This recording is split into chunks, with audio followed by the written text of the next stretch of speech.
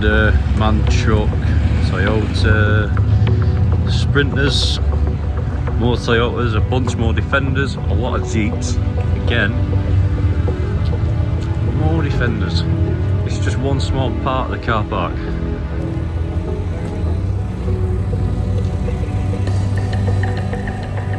We've just pulled up, we've made friends already. These two.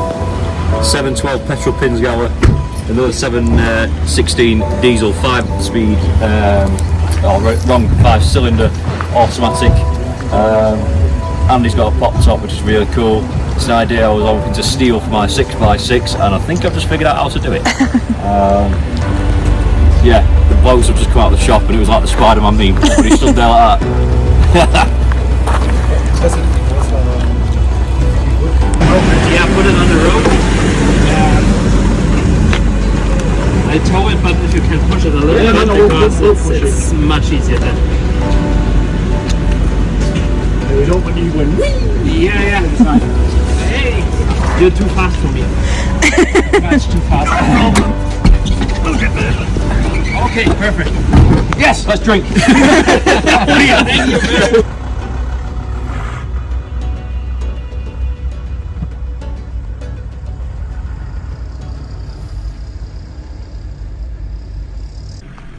So here we are at our first campsite. Trucks look great. So we're in a national park about an hour and a half from the port called Halloran. I'm not pronouncing that right and I'm not going to pretend I am.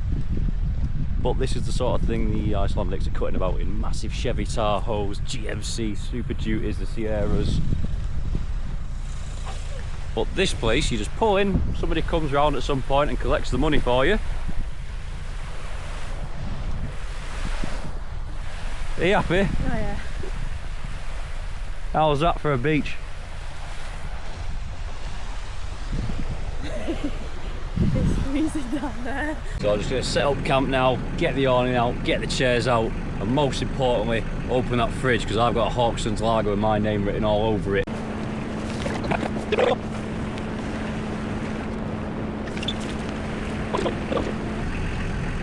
This is absolutely ridiculous. First impressions.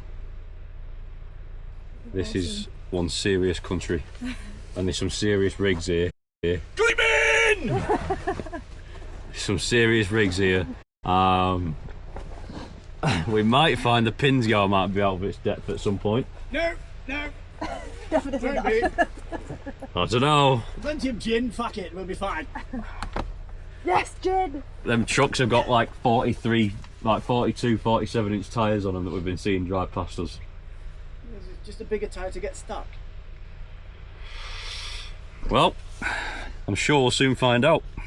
Well, one thing we are noticing is that everybody we've spoken to so far, and it's always good to get common knowledge, local knowledge, and then we've had knowledge from people as well that have been here quite a few times. We're noticing that everybody's saying the same thing: chase the weather. We'll look at the weather forecast for tomorrow and the day after over the next 48 hours, and we'll plan a 48-hour route, I think, every time, with a a primary and a secondary route, just so we've got options should we need it. But we've got a good few days yet before we've got to see Bowler over on the western side of the country for the rally that they're taking part in. They've invited us over, and I've got a phone call with a bloke called Dave Marsh tomorrow, who I'm pretty sure is the head of Bowler. So I don't know how I've landed in this position. I don't know how I've landed in Iceland. I don't know how this is all going the way it's going. Yeah, I got lost going to Tesco's. I ended up in Iceland. My sat-nav went a bit doolally, but here we are. So let's just enjoy it while we're here, shall we? Just check the weather app. Iceland's own weather forecasting system. It'll be much more reliable than anything that we're making work from the UK. And it's saying that where we are tomorrow is going to absolutely piss it down. So we're going to have a look at the Northern Territories, because that is where it's supposed to be the best weather, relatively speaking, because I still think it'll piss it down at some point. So paper map makes life easy, and I'm going to start looking at F roads to the north.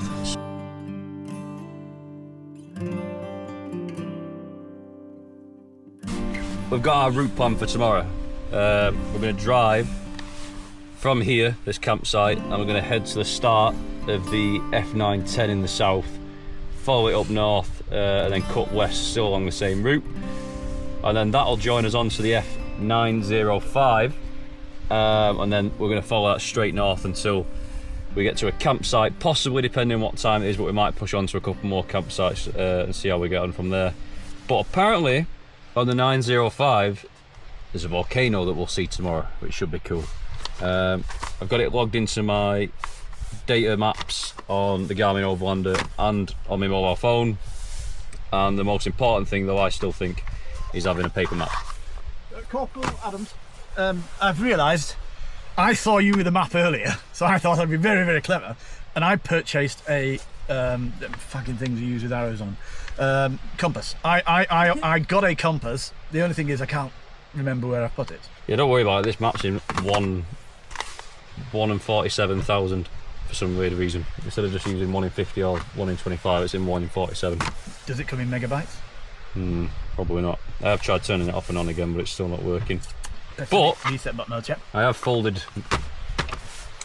the map nicely. Yes, very, very clean, very nice. But the compass would have gone really well with it, because you could stand there like an officer in the British Army, and then ask somebody else for directions. I'm following you, Corporal Adams, because if you remember my last map in Morocco, well, I think I left it in the top toilet. Anyway, if you got a paper map, put your map folds in, fold it to just, what I mean by that is just the area that you'll be operating in, so you're not stood there like a penis waving. I can't fucking find it. Yeah, stood there like a penis waving a massive white map around on the side of a hill looking like an absolute cockend. Top my glasses off, I found it, it's at the back of the truck. So if you've got your map folded neatly, it's nicely to hand, it takes no time at all to figure out where you are and where you're going to. There you go. Fucking compass out here. Bosh! Have an arm. It was in the back of the truck with the fucking Galveston and the fucking travel sickness tablets that I've got. You happy with that? It'll work. If I remember rightly from the days when I was in the British military, you had to do it away from the vehicle because the vehicles make them go funny. See, it's fucking moved already as soon as I moved away from the vehicle, see? Move close to the vehicle, points that way. Move away from the vehicle, points the same way. This might be a broken one.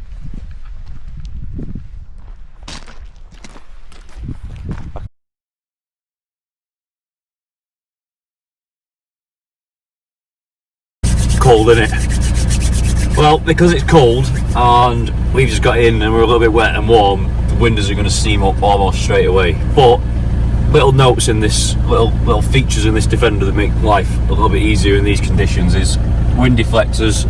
Drop the window a little bit, stops a little bit of steaming up.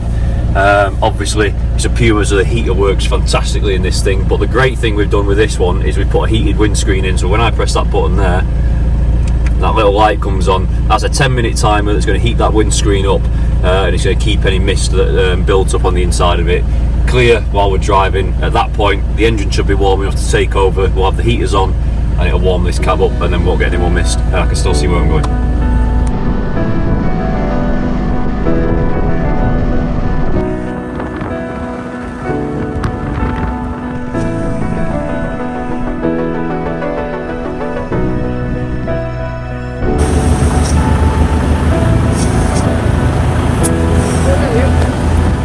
Cold! What do you mean stay here? What more to do? What are you doing, Liam? Fucking airing down. Fixing your truck already? No, not well. I'm fixing my comfortability problem. It's a big one. It's a bit cold there, mate. It's been cold? What do you mean? What do you mean? I love cold. It is cold. Very cold, Ali. Freezing. Are you cold? Nope. Toasty! Fuck me. Well, thanks. I'm on a diet.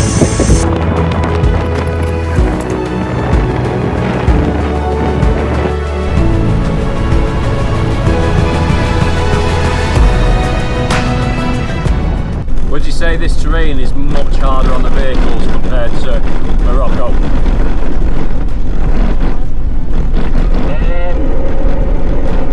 Getting caught out is, like when we was on our top stand before,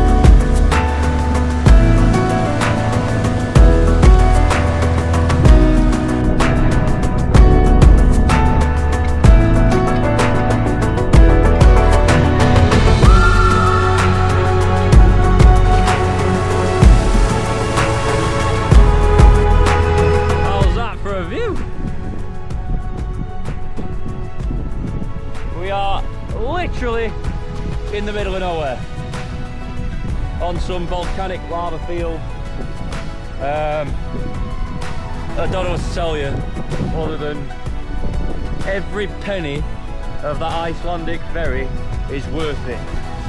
If you're lucky enough and you can, make sure you come here.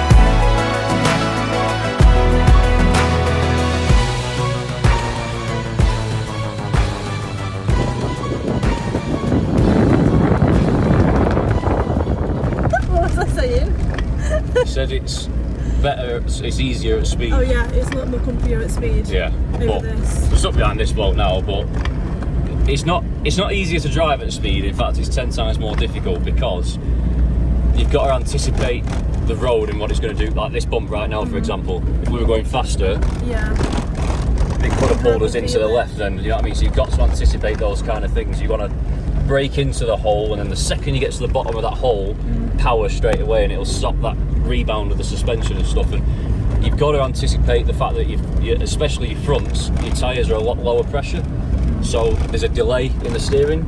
So you'll turn the wheel, but because there's a lot less air in the tyre, you'll turn the wheel, but then the tyre follows afterwards. There's a delay to it, so you've got to anticipate all those aspects. And then plus, on top of that, you've got the weight transfer of the vehicle as well. How much is that going to push you to one side? So yes, driving fast is very fun, and it does make the ride a lot more comfortable, but you've got to know how to drive fast. Wobbly soft sand. Let's get out fifth. In fact, I might be getting out fourth in a minute. Pumping some smoke out, so it's like this gear. Honestly, this sand is like, oh, it's thick, it's like soup.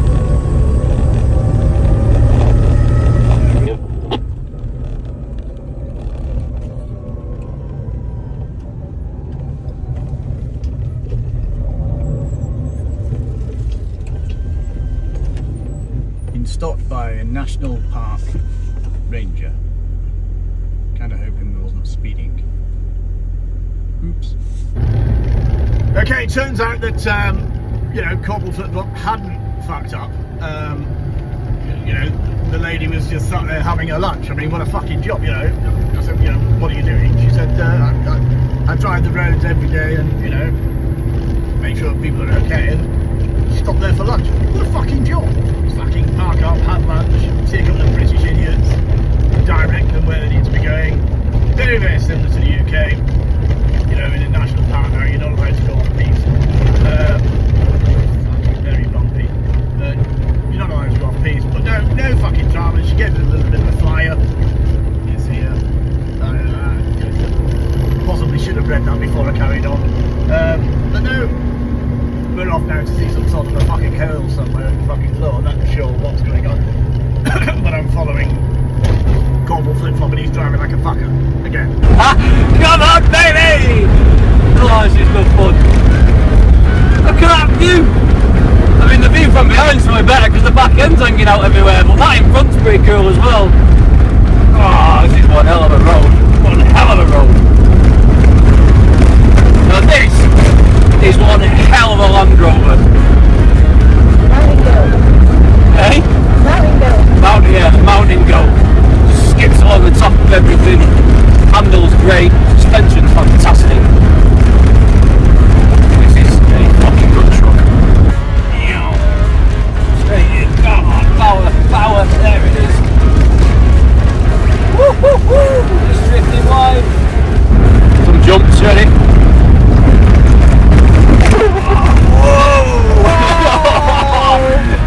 And a river crossing. What a fucking country, man.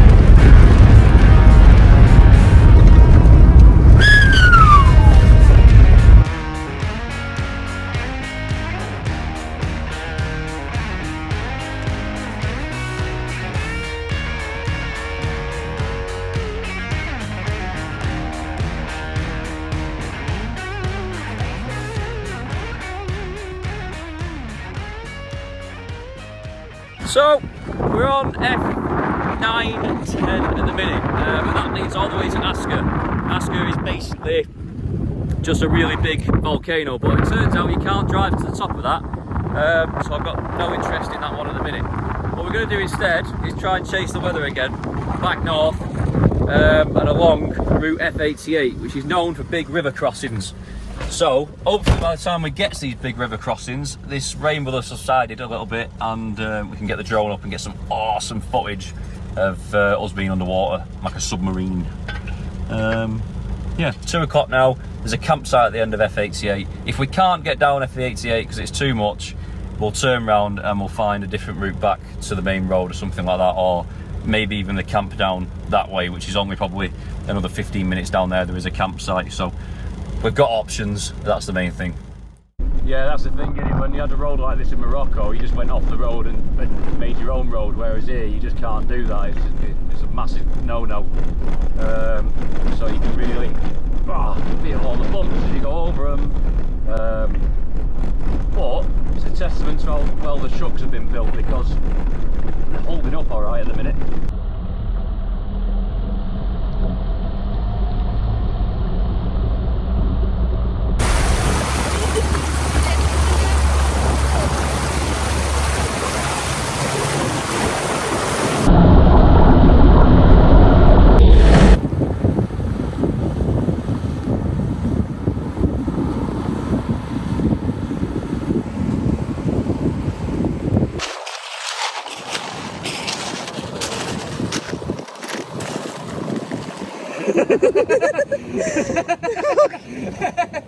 The fence has disappeared.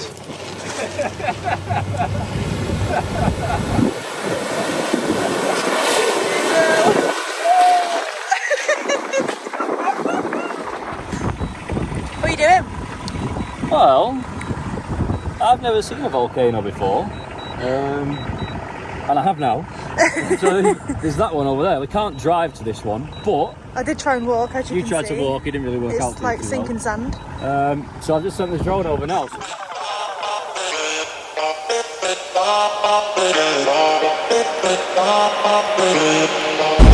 So it turns out you can drive into this volcano.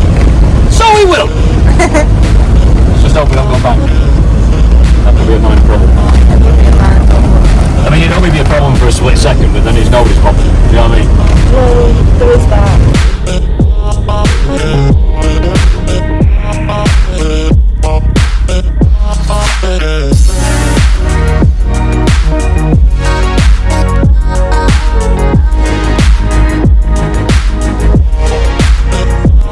Right, so we stopped in the middle of a fucking volcano. Look, all the way around us, all the way around us, all the way around us, big fucking volcano.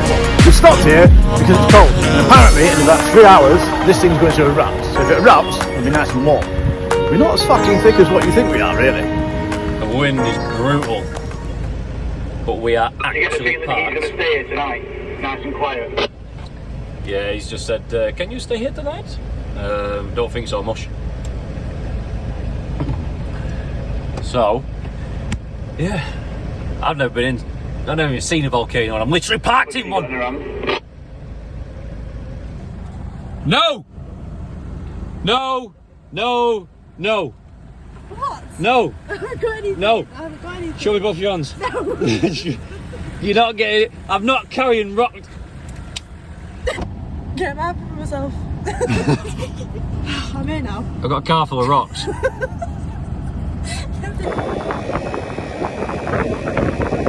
Put them back up there for an apple. Taking a minute, only got single compressor. You know what I mean? They are me, look.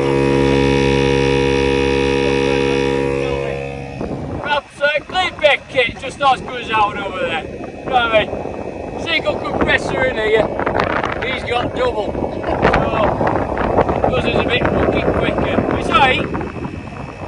I have to fuck about plugging mine in, you know what I mean? Just fucking turn button on, good to go. Good to go.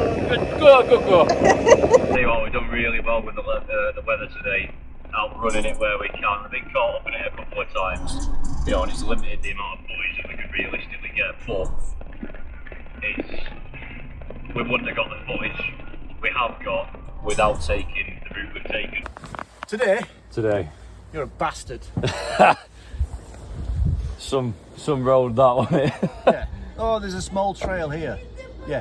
172 miles. 172 miles of trail. We was on tarmac for about what? 15-20 minutes. If that, just over the bridge. Yeah, just got over the bridge and then all of a sudden it went mental. Yeah, that was hardcore, that. And it's not like it's technical driving as well, so you think, oh, it's a straight line. Yeah, a lot of the video footage that you've got is in a straight line because you're too busy concentrating on that hairpin bend that's come out of fucking nowhere. And then it just turns into a fucking 15-minute slalom. Well, then you're over that. Yeah. Or you're in sand that's a foot deep, or you're in, oh, mate. Rivers that are coming over the bonnet. Done everything that you can do. I would say in the UK and Morocco, we've done in one day. Combined, yeah. Yeah. Yeah. Everything you can do, which is obviously the first one is in Morocco. The benefits of that is long distance driving. Yeah. You've got miles and miles and miles of long distance driving. Then you've got sand. Then you've got gravel. Then you've got rocks. Then corrugations. Fucking corrugations. Yeah. Then you've got all that. Then you go to the UK and it's technical ability when you're driving places like Strata, Axle or twisters. Valley. You get all of that. But the thing is, it comes up round the corner. Yeah. So there's your downside, because you're driving along sand doing 55 miles an hour, and then you come up to a bend. It's a bit of an incline and a bend, and as soon as you come down the bend, you've now got boulders, lava in front of you, which is concrete. It's just hard concrete in front of you. So and then so the technical ability of places like Strata and the Bobble and stuff like that, we've done it all, but you haven't got time to get your camera out. There's the problem. You know, we've done the baby of the river crossings in day one. And that was still fucking deep. Yeah, I had wet feet. Yeah. So we got this bozo rocking up now with Toyota Hilux, and his I'm sure he's a lovely bloke. I'm going to call him Bozo because he's driving a Toyota and I've got a Land Rover with his nice cab on the back and everything. Been looking around for a spot on TR Alley. Oh yeah, we got this best spot. We got the best one. Very nice. Admin day, clothes laid out, ice cream.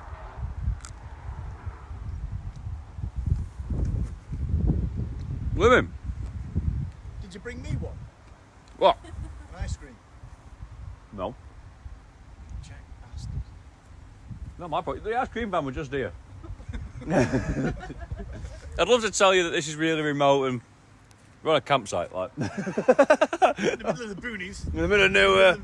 There's treacherous terrain, we don't really know. Flip-flop did turn up with some ice cream. Yeah, we've no idea where we're going to go. Reconnaissance, they're unbelievable. The map blew away 3 days ago. Fucking town just stopped raining, to be honest with you. We've been swamped in a river for 2 days.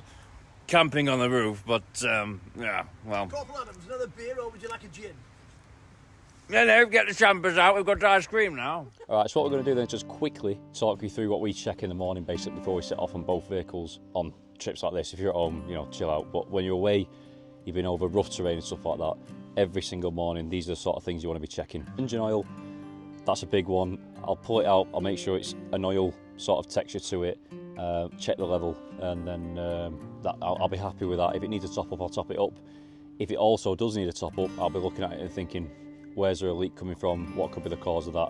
I'll be checking my coolant level again every single morning before we set off. If you get a drastic drop in that coolant level, you need to start looking at what could be a potential problem. So I'll check oil level and coolant level first, because they are the biggest things that are going to cause a catastrophic engine failure, which when we break stuff like UJs or other little bits and bobs along the driveline, there's normally a workaround that we can get to keep you moving on the track or something like that. Whereas these things, if this this is the heart of the whole vehicle, if this goes down, the whole vehicle is then US unserviceable. Next thing under here then is going to be all your other caps and stuff, your power steering fluid, your washer reservoir levels, because we all need to be able to see where we're going, clutch fluid on a Defender and stuff like that. I will start looking at the head of the engine itself, i.e. the intake manifold, the exhaust manifold, checking for any leaks that are abnormal, and anything that has appeared that wasn't there the day before, and then that way we've got a great idea of where we're standing with the vehicle. So the intercooler and the radiator, again, they're another big thing that we want to be checking, because if the intercooler goes down, we can start getting codes thrown left, right and centre and chuck you into limp mode. Not the worst thing in the world. If you're in limp mode, you can limp off a track, obviously, But what we don't want to happen is water getting into that intercooler. If you've got to carry on through where you are and these next big water crossings that are coming on, we don't want water in there. So just try and patch it as best as you can. The radiator, again, if that starts leaking, you've kind of got a bit of a big problem there, because you don't want to be overheating that engine and causing more problems for yourself that are going to be a lot more expensive to repair and a lot more in depth to repair than just fixing a coolant leak from the radiator itself. So we want to be inspecting those tyres every morning, because these tracks that we've been down, yes, we've been aired down, which reduces the risk of any sort of sidewall damage and things like that, but we just want to make sure that these tyres aren't going to cause us a problem or a blowout, especially on a motorway or a highway or something like that. Moving in from there, then inspecting steering components. You should be carrying track rod ends and Billy Basic sort of stuff like that, just for any other problems that you might have. And then underneath, you want to be having a good look underneath at any wires that are dangling down, anything that looks out of place that wasn't there the day before. Presence of the abnormal. It's that sort of stuff that you want to be looking for. Let's answer the one question that everybody always asks. What's the best vehicle for overlanding? Tricky one. Especially since we've come here. Yeah, the bar's been set a bit on it. Yeah, I thought mine was probably the best for overlanding, being bigger than yours inside and better and more equipped to get or to not get stuck. But I suppose it depends on where. I mean, overlanding where? As a generic, or as a... My idea of overlanding is what some people would probably stretch to call an expedition work. Overlanding's a bit of a diluted term now, isn't it? So let's say what we do, which is probably what some people would call expeditions, remote travel in difficult environments, whether it's hot, cold, genuinely 100 miles from tarmac. Oh, we've seen some mega vehicles here in the last couple of days. I won't class them as overlanding vehicals, though. Oh no, not the ones with the 49-inch tyres. No, it's not an overlanding vehicle. That's an Iceland-specific vehicle. That. But we've seen other. Look at on the ferry. We saw how many different. You saw the Troopers. You saw the old 86s. You saw the old Land Cruisers. You've seen Land Rover 130s. There's one just parked up now. G-Wagon. G-Wagon. We've seen a million 4x4s.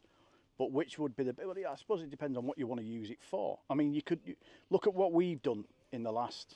I don't even know. It's like Groundhog Day to me. It's like day two, day 3. I don't know. I think it's day 3 here, but we've been on the road like nearly 2 weeks. Yeah. But look at what we've seen. We've seen Sprinter vans, albeit gooching up like Big Rich's truck. Those Sprinter vans, as good as they are, and for a van, they are astounding. I'm not taking that away. For a van, it's astounding. But look, when we got here, which is the mecca of overlanding, we only saw 2 of them so far actually on a trail. Yeah. And they were going so slow on that trail. It was at walking pace. It was at walking pace, so it takes them ages to get anywhere. But the other problem you've got with, if they went any faster, you're genuinely going to start damaging the vehicle, because it is a van at the end of the day. So they're doing 15, maybe 20 mile an hour along the smooth parts. On the smooth. On the smooth parts, whereas on the smooth parts we're doing 55, 60. Yeah, comfortably as well. Yeah. Like, we're not struggling with the steering wheel, not struggling with any handling capability or anything like that, not spinning wheels anywhere, just cruising. And then when they're going over the boulder fields and stuff like that, the lava fields, they're literally 4 mile an hour walking pace max, whereas we're going over at 20 mile an hour. Because we've got the vehicles that are strong enough to do that and can hug that terrain like they're supposed to. So a Sprinter van's great, and it will get you to the places that we've been in Morocco, bar that big riverbed, and this place now where we've been in this country. But that vehicle is a road-specific vehicle that has been tweaked to work off road. Well, I think it's like Big Rich said, didn't he? Rich said, he can get there a lot more comfortable than you, and a million times more comfortable than I can get there. Yeah. But when you get there, it's not the vehicle you want. No, you need something aggressive, something with purpose built from the ground up to do this sort of stuff. So the Sprinter vans are great, but they reach the limitation pretty quick. So for me, that's Still use them here though. There's no drama. No, yeah, you with, still know, use them. If anybody's got a Sprinter van, get yourself out here. yeah. Like you can still do it. Without Just a shadow don't of a doubt, expect. you've just got to be careful on what routes you take, and then the routes that you do take, Like, add a couple of hours to it. Yeah, just add a couple of hours onto it, and then be aware that you may need to turn round when you look at that crossing that you may have to go across. Yeah. But you know, only an idiot wouldn't do. We'd even do that if we got to something and thought, well, that's, you know, about 6 foot deep. Will it go through? Probably. Do I want to do it? No. I'll turn around and I'll go another way. So it's down to the individual and the driver, isn't it? Yeah. But for me, Sprinter vans are out. If I was going for something the size of a Sprinter van, I'd probably look at a Pinzgauer 6x6 and tweak that to make it more road user friendly. Pop top Defender, pop top Pinzgauer, pop top Troopy. That kind of route is what I'd be looking at, because when you do get here, you don't want to have it in the back of your mind that you're only in a van. Yeah, going back to your original question, what vehicle? Well, I wouldn't change what I've bought, and a lot of people will say, well, it's because you bought the Pinzgauer and you've done it up, you know, to be what it is. You've spent a fortune on it. Yes, I have, but everybody spends a fortune on a vehicle. No matter what vehicle you buy, you're going to have to spend a fortune. And everybody says that their vehicle's the best, and it's just a natural fact that. But for me, I've driven a lot longer than most of the people that you know that are driving now.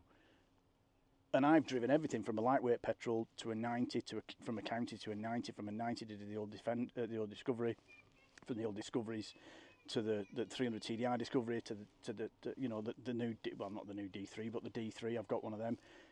And what do I prefer to drive and live in and out of? It's that. It's. I would have gone for one of them, but when you built yours, I realised that I'm a bit older now and I needed more space and more faff. Yeah. Hence the reason why we went for something that gives me at least an extra, 2.5 feet at the back, and probably half a foot, if not a foot wider. Yeah. So, well, put it this way. Pinzgauer, yes, it's slower. You know, I'm never going to catch you when you put your foot down. But most people can't catch that though, and that's not me. There's near 200 horsepower that, and God knows how many foot pound or newton meter. But I don't. You know, I'm not there to run races. I'm there to get from A to B. And if I get stuck, well, if I get into an area which is a bit ropey, I know that I can get through it. Yeah. So I bought the Pinzgauer and it works. To me, that ticks every box. The only thing I would probably change about it is I'd put an extra 2 wheels on the back. 6x6, yeah. Which leads me into my next plan. So I'm selling the Defender at the end of this trip, and I'm looking at a 6x6, the same sort of body shape as the one you've got. But not the one like Ollie's, or no, not the ambulance body. Same width and everything like that, just with an extra 2 wheels on the back. Doesn't make sense for overlanding at all, because personally I think the 4x4 with a pop top is better than a 6x6 with a pop top, because it's less maintenance, less things to go wrong. It's just it's more fuel and more. It's not really worth the extra 6 wheels.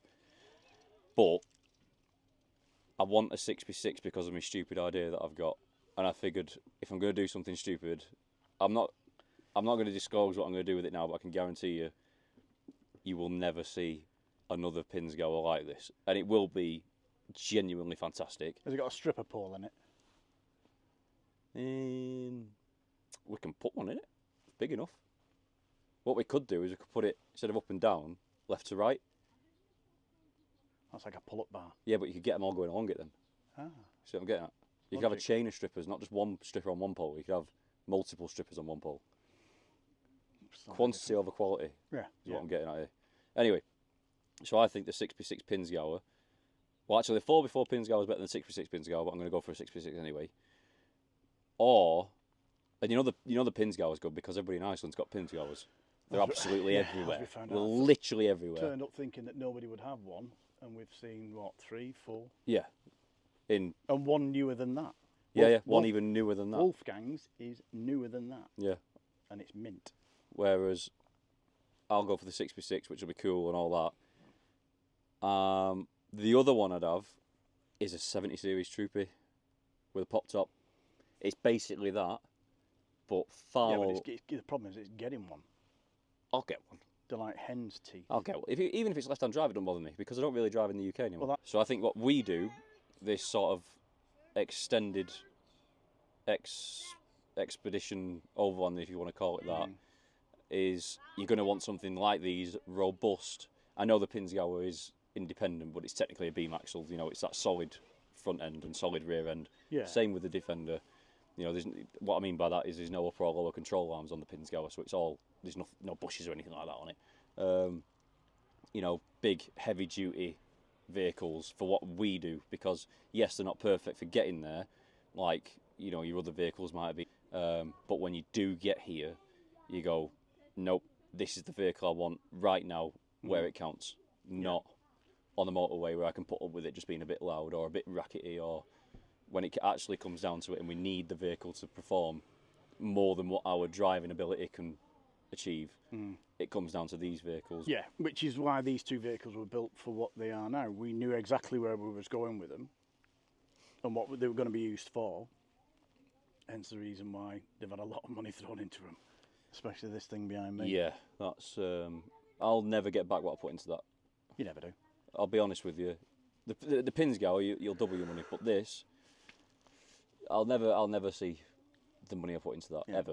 But if anything, it's been the test vehicle for the company. Yeah, it's been the mule. It's been if we've had something we want to trial, whether it be extended water tanks, extended fuel tanks, hot water systems, shower systems, lithium battery systems, engine tuning, sound systems. Yeah, you can't fit into somebody's vehicle if you've never tested it or you've never used it yourself. And Yeah. I'm a big believer in that.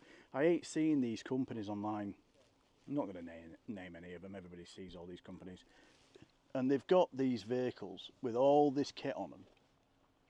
Because, you know, or should I say, they sell all this kit for all these vehicles and they do it up, but they never actually use them. No, they've never been anywhere.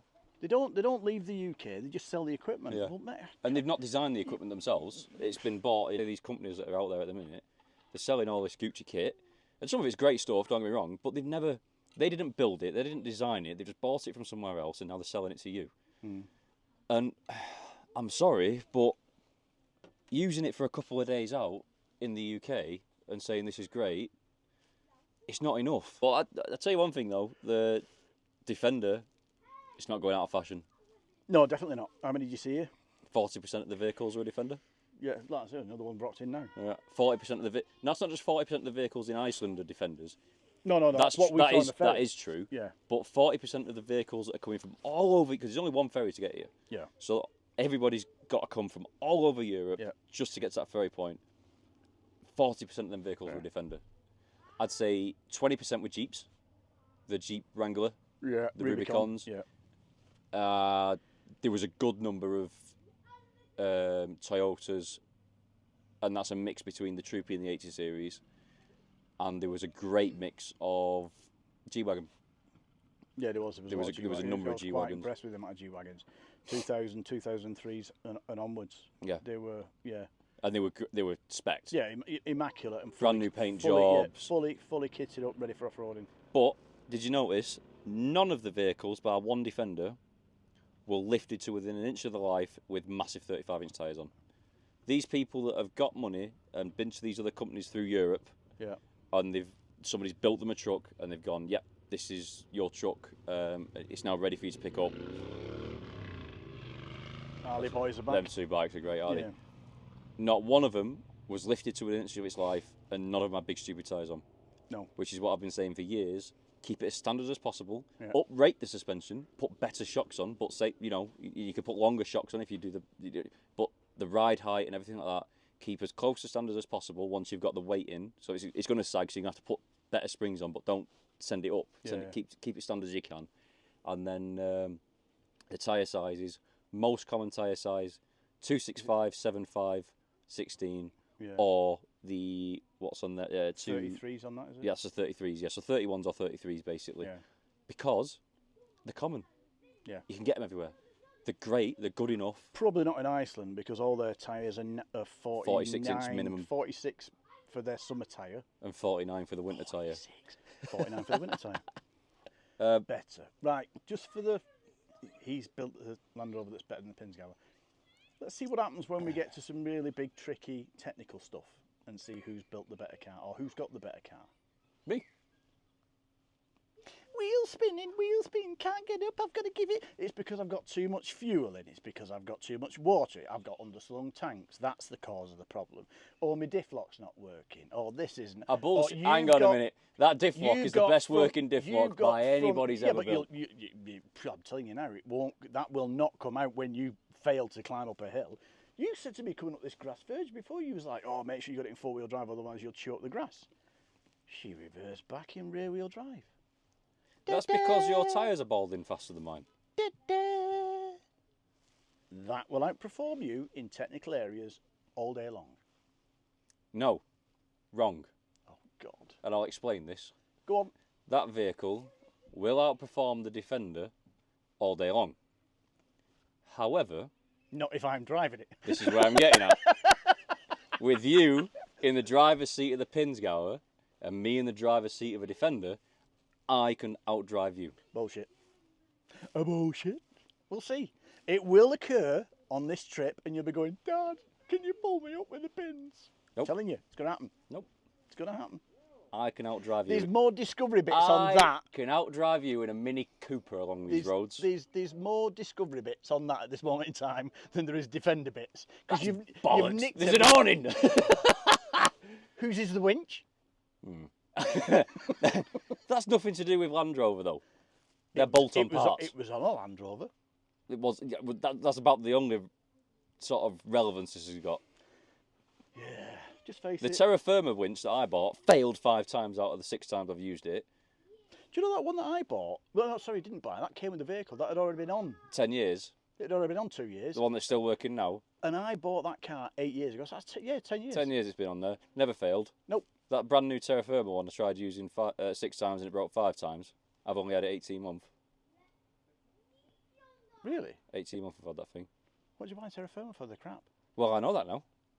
It's like people that put, I've got Terra Firma shocks and springs on. And you see them next week. Oh. I've had to change them to old man emus. Yeah, They just yeah, weren't yeah. getting on with me. No, they broke. No, they snapped. Yeah, that's Yeah, what's happened there. they Right there, they broke. snapped. Yeah, Terra Firma's a new Britpart, mate. That's why. Yeah, they broke. But I think that Defender, a standard Defender, you've got no chance of keeping up the pins going no matter what driver's in the seat. But that Defender with me driving that, God. I've got a good chance of keeping up with you in that. Yeah, pins but you go. put thousands underneath it. Oh yeah, it's about 10 grand underneath it, without a shadow of a doubt. It's about 10 grand under there because all the axles are hardened, the drive line's hardened, the transfer box and everything. The only thing that's standard actually is a gearbox, but that's absolutely fine at the minute. There's nothing wrong. There's no need to change that. And the suspension, I think there's about 3 grand in suspension under there. But that vehicle there is straight off the shelf. Well, that's the thing with Pinzgauer. That's why I like the idea of going to a Pinzgauer next. It's because all my money I don't have to pump into a Defender to make it work. The Austrians already designed Exactly. this thing in the late, I'd say late, they probably designed it in the late 50s, but it was built in the 60s. Yeah.